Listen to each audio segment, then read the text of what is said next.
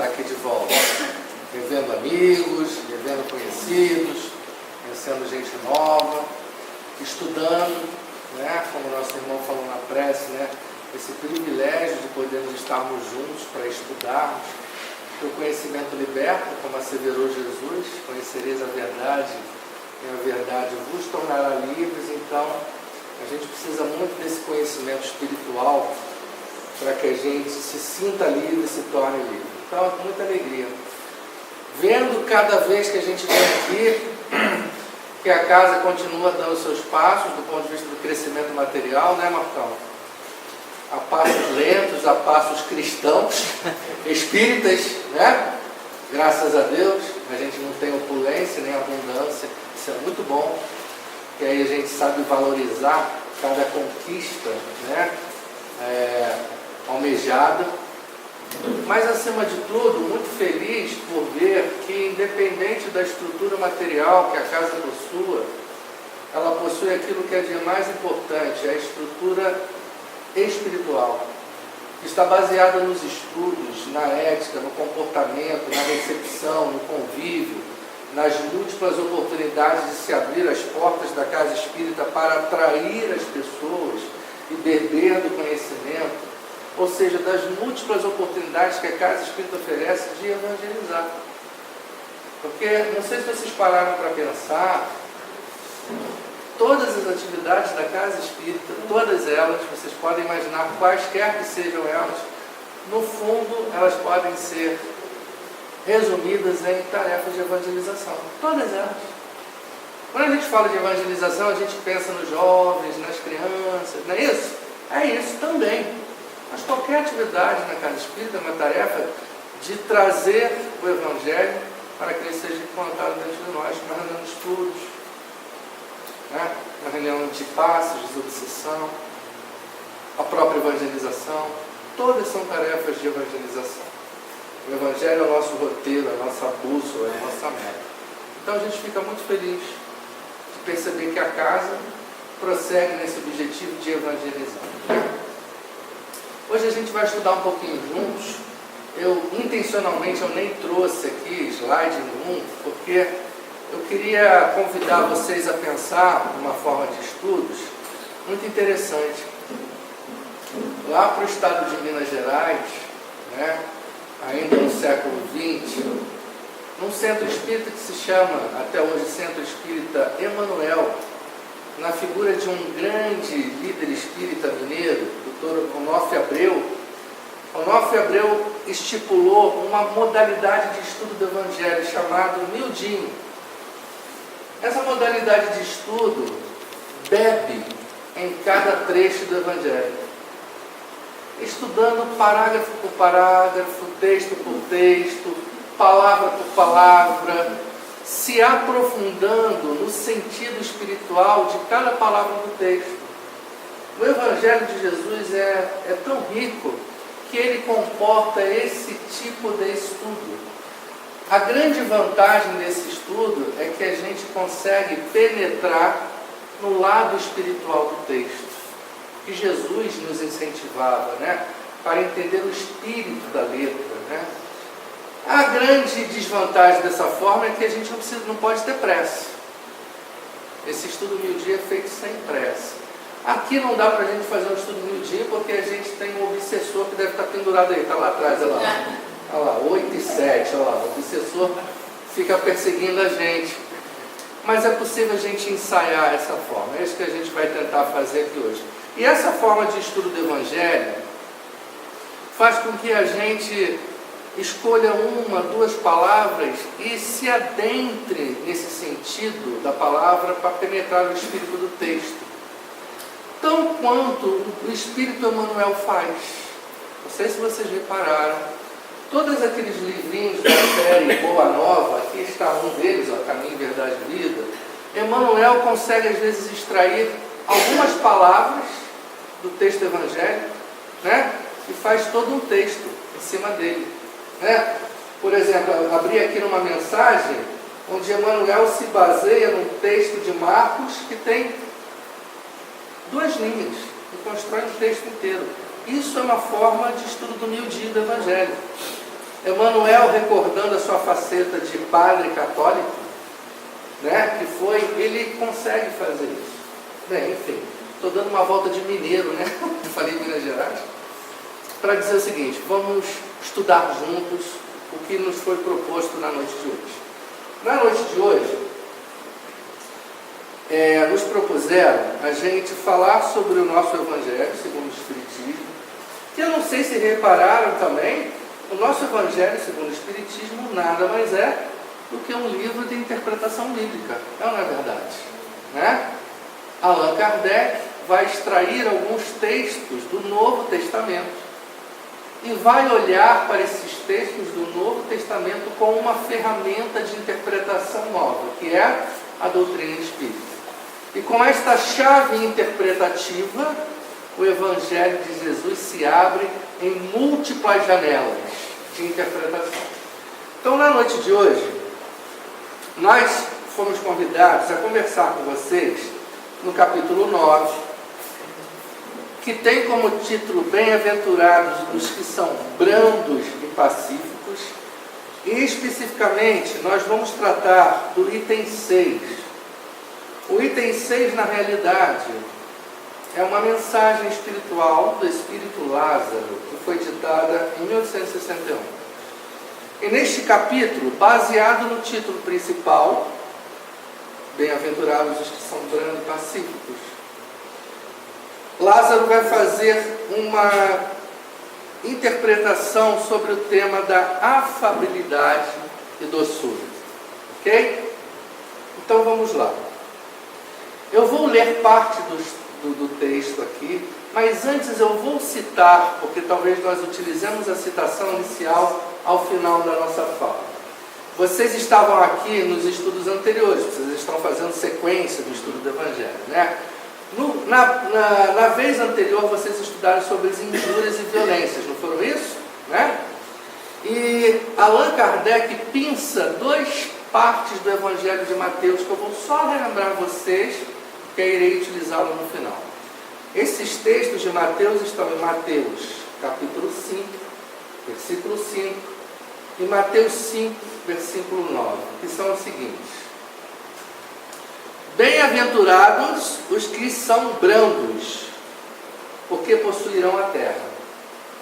E o outro texto de Mateus, que Kardec seleciona, é o seguinte: Bem-aventurados os pacificadores, ou que semeiam a paz, porque serão chamados filhos de Deus. Alguém já parou para prestar atenção nesta primeira citação de Mateus? Bem-aventurados os que são brandos, porque possuirão a terra. Alguém já tentou penetrar no espírito desses textos? Aliás, quando Jesus faz essas citações, Jesus está no Sermão da Montanha, o Sermão das Bem-aventuranças, lembram disso? Né? E lá Jesus vai fazendo uma série de citações e previsões relacionadas ao futuro infinito dos homens. E dentre as promessas das bem-aventuranças, Jesus faz várias promessas, muitas com resultado de ordem espiritual. Mas talvez essa seja a primeira promessa em que Jesus promete aos homens algo de cunho espiritual / material. Promete aos homens que, se eles forem brandos e pacíficos, eles herdarão a terra. Como se processaria herdar a terra? Eu vou deixar essa pergunta para vocês. No final a gente vai rever. E na segunda passagem de Mateus, ele fala que bem-aventurados os pacificadores, porque serão chamados de filho de Deus. Ok? Mas vamos ao texto de Lázaro. Lázaro começa dizendo o seguinte sobre a afabilidade e a doçura. Diz o seguinte o Espírito: a benevolência para com os seus semelhantes, frutos do amor ao próximo, produz a afabilidade e a doçura, que são as formas de manifestar-se. E aí eu queria colocar uma primeira questão aqui. Vocês acham que essa colocação de Lázaro é pertinente para os nossos dias atuais? O que vocês acham? Um de cada vez, não precisa falar todo mundo. É importante a gente falar sobre afabilidade e doçura no momento que nós estamos vivendo. Por exemplo, no nosso planeta. Como é? Como e como? Eu não sei se vocês já pararam para prestar atenção, mas o tema violência é um tema hoje que é até objeto de estudos de múltiplas especialidades da academia. Estudam violência os profissionais da segurança, os profissionais da área de saúde, as pessoas envolvidas com a antropologia, sociologia, psicologia, biologia, porque nós, como humanidade terrena, ainda estamos tão fortemente abraçados às manifestações da rudeza, da violência, da injúria, capítulo que vocês estudaram anteriormente aqui, semana passada, foi? Foi, Marcão? Que este é um tema extremamente necessário para todos nós. E como não se bastasse, vivemos como num período da humanidade em que a violência vai fazendo apelos para que as pessoas abracem esse tipo de comportamento. Vejam se não é verdade. Você acorda de manhã para a sua rotina de trabalho, fora do lar, ou até mesmo dentro da sua casa. As donas do lar de casa estão aqui. E você faz o que habitualmente já era um costume nosso de ligar no noticiário da TV. Hoje os noticiários da TV já começam bem cedo, né? Esses jornais de antes de 6 da manhã, né? Quem acorda muito cedo sabe, não é isso? E lá quando você liga o noticiário, o rádio, a TV, abre o seu celular, que notícias habitualmente chegam até você? Notícias de violência, de injúria, notícias de agressão, notícias que na realidade nos fazem muito mais mal do que bem. Essa é a realidade. E aí vamos como que intoxicados para a rotina do dia a dia, diante das imagens psíquicas da violência. É óbvio que nós sabemos que isso está sendo aumentado, às vezes, pelo poder de uma mídia oportunista. Claro que a gente sabe, mas o fato é que isso, quando é reproduzido assim, deixa um clima de mal-estar e violência no ar. Então, este tema, meus irmãos, apesar deste livro ser publicado aqui ainda no século XIX, é extremamente atual. Vamos ver como é que segue Lázaro aqui. Entretanto, diz Lázaro, nesse clima de afabilidade, doçura, nem sempre há que fiar nas aparências. Então, o espírito de Lázaro, que começa a dissertar esse texto, ele começa a nos induzir um raciocínio sobre aquilo que é e o que parece ser. Vocês vão ver, quando ele for falar sobre afabilidade e doçura, ele vai trazer todo um raciocínio sobre aqueles que aparentam ser, mas que não são. Aliás, não sei se também vocês pararam para pensar, por que será que seria Lázaro que daria uma mensagem para falar de afabilidade e doçura? E de parecer afável ou não parecer afável? Lázaro é o próprio indivíduo que Jesus aparentemente ressuscitou da morte.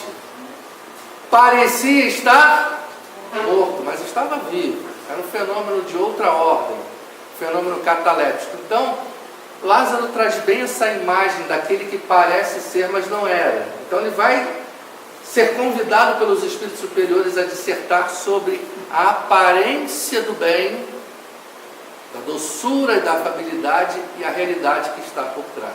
Né? Será que aquela relação com o estado dele naquela época? Ele parecia que estava morto, mas não estava. Então, essa é uma conexão, é exatamente essa. Né? E como o conhecimento espiritual, aí vem uma outra metáfora, como Jesus, com o seu conhecimento espiritual, consegue lançar luzes sobre aquilo que realmente é, e não que aparenta ser. Mas vamos seguir com Lázaro. A educação e a frequentação do mundo podem dar ao homem o verniz dessas qualidades. E aí, utilizando da estratégia do miudinho, eu queria que vocês colocassem em caixa alta na mente de vocês a palavra verniz. Nós vamos recorrer a ela daqui em breve, num outro texto, tá? Então Lázaro diz, a educação do mundo e a frequência do mundo muitas das vezes dá ao homem a aparência e um verniz. E às vezes o verniz, que é o que está por fora, alguém trabalha com madeira aí? Tem algum marceneiro aqui? Meu avô era marceneiro. Então, é muito agradável sentir o cheirinho do verniz. Alguém já sentiu aqui? Lidar com madeira, né? E o verniz é capaz de transformar uma madeira rude, após lixada, numa beleza. Se alguém já viu esse trabalho, né? O envernizamento de uma madeira, às vezes com verniz você consegue transformar uma madeira rústica em algo tão brilhante, né? Tão lindo, né? Então Lázaro começa a falar sobre uma coisa que está muito relacionado à educação do mundo, ao mundo social. A educação que vem de fora nos dá uma fachada. Vamos ver como é que ele prossegue. Quantos há cuja fingida bonomia, cara boa, não passa de máscara para o exterior, de uma roupagem cujo talho primoroso dissimula as deformidades interiores. Lá de Minas Gerais, vocês devem conhecer um indivíduo chamado Geraldo Lemos. Geraldo Lemos conviveu, já ainda na sua juventude, muitos anos, talvez uns 15 a 20 anos, com Francisco Cândido Xavier. Não em Pedro Leopoldo, já depois quando o Chico sai de Pedro Leopoldo. E Geraldinho Lemos conta muitas histórias de convívio com Francisco Cândido Xavier. E essa passagem de Lázaro me lembra uma das histórias contadas por Geraldinho Lemos. Chico era a própria candura e brandura, né? Era a própria afabilidade e doçura. Então conta Geraldinho Lemos que certa feita eles estavam na casa espírita e Chico recebia muitas pessoas. E muitas das pessoas, às vezes desesperadas, aflitas, angustiadas para ter as suas dores socorridas. E certa feita Geraldo diz que entrou na casa espírita uma senhora muito distinta, muito bem vestida, de boas maneiras, né? E Geraldinho Lemos dizia que Chico era capaz de suportar qualquer pessoa, por horas seguidas. As pessoas desesperadas, aflitas, e Chico naquela paciência. Mas dessa noite, quando essa senhora entrou, ela sentou-se ao lado do Chico. E Geraldo Lemos percebia que o Chico arregalava os olhos, ficou pálido, ficou lívido. Mas só que Geraldo Lemos notava que aquela senhora falava distintamente, calmamente, suavemente com ele, com muita educação. E Geraldo não entendeu nada. Ao fim da noite, aliás, ao fim da madrugada, os trabalhos lá com o Chico terminavam na madrugada, né? Geraldo pergunta para Chico o que tinha acontecido, porque ele notava que Chico tinha ficado muito desconfortável. E ele disse: meu filho, você não sabe quantas agressões aquela irmã estava me fazendo. Quanto ódio vibrava naquele coração. Porque ela exigia do Chico, naquele momento, uma comunicação mediúnica, mas com vibrações de ódio, de injúria, e numa aparente educação e sobriedade. Verniz social, aparência, máscara. E a imagem da máscara nos retrata aquela imagem do teatro, dos gregos, né? Pais do teatro, que ao colocar máscaras traziam uma nova personalidade, uma nova persona. Então o Espírito Lázaro diz que, muitas das vezes, nós vestimos máscaras. Porque não pensem em vocês que essa mensagem serve para os outros. Essa mensagem serve para nós. Então diz o Espírito que muitas das vezes nós, como num teatro existencial, vestimos máscaras. Vamos ver o que o Espírito tem a dizer.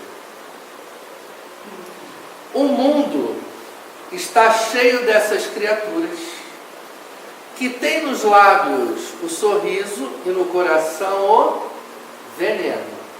As palavras são fortes, mas não são minhas, tá bom? Há muitas pessoas que são brandas, desde que nada as agaste. Já ouviram aquele ditado? Está tudo certo, só não pisa no meu carro. mas que mordem a menor contrariedade. As palavras não são minhas, são do Espírito. Às vezes a gente morde espiritualmente as pessoas. Se vocês fizerem um raciocínio de memória, vocês poderão se lembrar qual foi a última vez que vocês morderam alguém. A gente está lá, né? Naquela vibração. Não fala nada, está quietinho. O verniz é de bonomia, mas estamos mordendo espiritualmente. Cuja língua de ouro, quando falam pela frente, se muda em dardo peçonhento quando estão por detrás. Meus amigos, se há uma coisa que é capaz de atrapalhar qualquer organização material ou espiritual, qualquer trabalho, em especial qualquer trabalho no bem, é essa história dos dardos que são lançados por trás. A gente não fala com a pessoa, a gente fala da pessoa. São verdadeiros dardos magnéticos e espirituais que confundem toda a atmosfera de qualquer ambiente. O trabalho de evolução, o trabalho de parceria, de fraternidade, o trabalho de alteridade é eu compreender a realidade do outro como diferente da minha, exige que a gente tenha esse grau de transparência sim.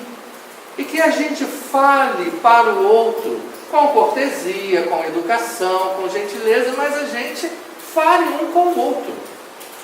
Marcão, posso conversar com você? Poxa, aquele dia, naquele trabalho, eu me senti assim, eu me senti assado. O que aconteceu? Não tem problema nenhum com isso. É melhor eu conversar com o Marcão do que eu chegar para o Luiz. Marcão não dá nada, hein, cara? Viu o que ele fez comigo, rapaz? Olha, que danado. O que estava dando na vida dele? E aí, meus amigos, começam as chuvas de dardos mentais, que não só fazem mal à atmosfera psíquica, mas especialmente fazem mal a nós. Então, olha que profundidade da mensagem que Lázaro nos traz. E esse tipo de coisa, que ambiente predileto é esse, que nós vemos muito isso acontecer? Dentro de casa, dentro do lar. Muitas das vezes as pessoas são fartas em educação, em gentileza, em cortesia com os outros lá fora. Mas quando eu chego em casa, eu já chuto o cachorro, eu já bato o portão com força, eu já grito com a mulher, né? Eu trato os de casa de uma forma diferente com o que eu trato na casa espírita, na rua. E por que razão? Quando, apesar da consanguinidade, aquele que está lá em casa é um ser espiritual totalmente diferente de mim, que merece a mesma gentileza, a mesma educação, a mesma afabilidade, a mesma doçura, a mesma consideração. Vamos ver o que diz mais o nosso irmão Lázaro. Está tudo bem por aqui? Está tudo bem? Vocês estão caladinhos? Está batendo fundo aí? Está batendo fundo, né? A essa classe pertencem também esses homens de exterior benigno que, tiranos domésticos, fazem que suas famílias e seus subordinados lhes sofram o peso do orgulho e do despotismo, como a quererem vingar-se do constrangimento que por fora de casa se impõe a si mesmo. Reflexo do que eu disse anteriormente. Tem voz de mel fora de casa. Em casa são tiranos, são rudes.